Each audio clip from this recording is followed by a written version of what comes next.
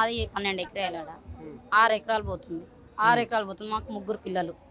మా 3 పిల్లలకు ఏం పని లేదు, జాబులు లేవు, ఏ లేవు, ఖాళీగానే. మా భూమి మాకు ఉండాలి, మేము కష్టం చేసుకొని బతుకుతాం. అయితే అదే పంట పండించుకొని వ్యవసాయం చేసుకొని భూమి పంట పండించుకొని బతుకుతాం మేము. మరి మేము పంట పండించే భూమి పోయినాక మేము ఎట్లా బతకగలుగుతాం చెప్పు? మేము పంట పండే ఒడ్లు రైతు మేము పత్తి పండిస్తాం, ఇవన్నీ పండిస్తాం. మాకు మా భూమి మాకు ఇస్తాను, ఎలక్షన్లు అయిపోయినాక మా భూమి అని అంటే మేము ఏం చేసుకొని బతాం చెప్పు? భూమి కావాలన్నాయి మాకు, మా భూమి మాకు కావాలి. కానీ ఇచ్చే 20 లక్షలకు మాకు ఎన్ని రోజులు బతకగలుగుతాం? మా పిల్లలు ఎన్ని రోజులు బతుకుతారు? మా పిల్లలకు పిల్లలు ఇస్తారా? ఏమన్నా పిల్లలు ఇస్తారా? పిల్లలు చేసుకుంటారా? ఇట్లా ఈ భూమి లేకుంటే మాకు ఎవరిస్తారు? మా పిల్లలకు మా పిల్లలు ఎట్లా బతకాలి మరి చెప్పు? మా భూమి మాకు కావాలి. నష్టపరిహారం ఆయన ఇచ్చేది 20 లక్షలు, 21 లక్ష అన్నాడు పోయినసారి. మేము ఇప్పుడు 2 ఏళ్ళు చేయబట్టి ఈ ధర్నాలు, 2 ఏళ్ళ సంది మేము ఆర్టీఓ ఆఫీస్కు, కలెక్టర్ ఆఫీస్కు ఇవన్నీ తిరిగినాం.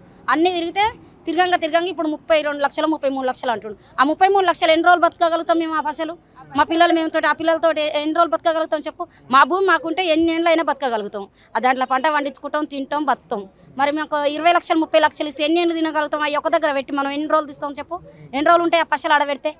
మా భూమి ఉంటే ఆడు ఉంటుంది, ఎన్ని ఏళ్ళు అయినా భూమికి భూమి ఇవ్వాలి, లేకపోతే మా భూమి మీదకి రావద్దు, అంతే.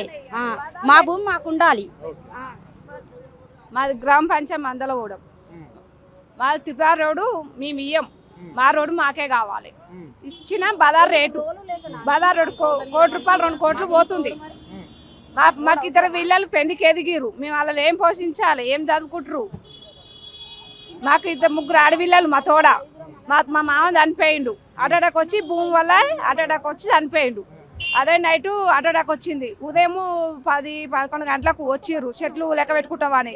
ఎలాగొట్టినాక ఎట్లా అవుతుంది నాకు అని పానం అన్నాడు, ఇంటికి వేయిండు. మంచిగా ఉండు సాయంత్రం వరకు, నైట్ అటాక్ వచ్చి చనిపోయిండు. మాకు ఎవరు లేరు, ఆదాయం వెనకంగా లేరు, ముందలంగా ఎవరు లేరు. మా మామని అన్ని చూసుకుంటా ఆయన, మాకైతే ఎవరు లేరు. మేమైతే భూమి ఇయ్యం, మాకు భూమి కావాలా, లేదా బజార్ రేటు ఇవ్వాలి, అంతే. అన్ని సౌకర్యంగా ఉండాలి, మన ఏం పోవాలి, రైతులు ఏం పోవాలంటే వాళ్ళు ఏమన్నీ ఉండే ఎకరాల కొద్దిగా ఉండే వాళ్ళకు. మరి అవి ఇవ్వచ్చుగా మాకు. మరి మా భూములు పోగొట్టుకున్నాక మేమేం బతకగలుగుతాం చెప్పు? ఎట్లా బతకగలుగుతాం ఇట్లా చెప్పు? రైతులకు గుంజుకొని తింటే న్యాయమేనా ఆయనకు? అట్లా గెలవ ముందుకో తిరిగి, గెలిచినాకో తిరిగి ఇట్లా మాట్లాడితే శాస్త్రం అంటారు కదా, గెలిచే ముందుకు కాళ్ళు అందుకుంటారు, గెలిచినాక బూట అందుకుంటారు అన్నట్లుంటే మా బతుకులు ఎట్లా బతకాలి మరి? మేము పేదోళ్ళం అయితే కష్టం చేసుకొని బతుకోళ్ళం అయితే జాబులు చేస్తోళ్ళం అయితే మా ఆయన 2 ఏళ్ల సంది ఎప్పుడేమవుతాడో అని భయం అవుతుంది. రోజు ఇదే బాధ, రోజు 7 కంటే ఆడికి రోజు ఈ మందిని కూర్చుడు తీసుకొని పోవుడు, మందిని కూర్చుడు తీసుకొని పోవుడు, ఇదే బాధ. ఎప్పుడేమో ఎట్లుంటాడో అని పానాలు చేతులు పెట్టుకొని బతుకుతున్నాం.